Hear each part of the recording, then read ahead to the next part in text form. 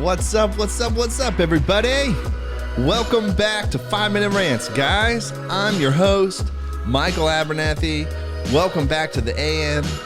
Welcome back, everyone. If you're new to the show, just so y'all know, this show is predicated on the journey of life and business. Well, guys, to jump straight in, I want to talk about creating versus competing. I think that as we go through life, as we go through business, I think one of the biggest pitfalls out there for ourselves to fall into is keeping up with the Joneses. And this is what I mean by that. You're looking at what everybody else has, you're looking at what everybody else is doing, and then you're constantly playing a game of keep up, and you're constantly running behind somebody. And here's the thing, if you're running behind somebody, trying to follow what they're doing, trying to mimic them, trying to keep up with them, well, guess what? You're not really running your own race. And as a result, you automatically fall behind. You automatically fall behind where you want to be. You're now not running after your dreams. You're now not running after your aspirations. You're actually running after somebody else's. And now somebody else is driving you in the process of creation. They're driving you in work. They're driving you in vision. They're driving you in greater good, all because you want to try and keep up with them. And you're competing with them. And I want you to think about this. I'm not saying you don't want to strive to be the best. I'm not saying that you don't want to move forward with the mindset of being the best that you can possibly be. What I'm talking about is really creating for yourself. You're honing your craft. You're creating and innovating what's been given to you and where you're at. And you're not trying to be the next Elon Musk or the next Steve Jobs, because you're not either of them. You're not trying to be the mentor that you look up to or some superstar. You're not any of them. You're you. And if you're not building with what you have and with what you've been given, you're really actually falling behind in the race that's been given to you, because each one of us has a path and a journey that's unique to ourselves.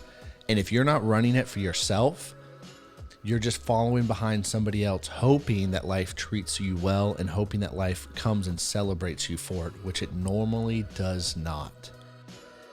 And here's the other thing to think about as you're doing this. If you're keeping up with the Joneses, if you're also like just trying to compete with people and run after people and you're constantly falling behind somebody, you are out to do it to impress somebody else. You're playing a part that doesn't belong to you and that doesn't really fit you. And as a result, you just blend into what everybody else is doing.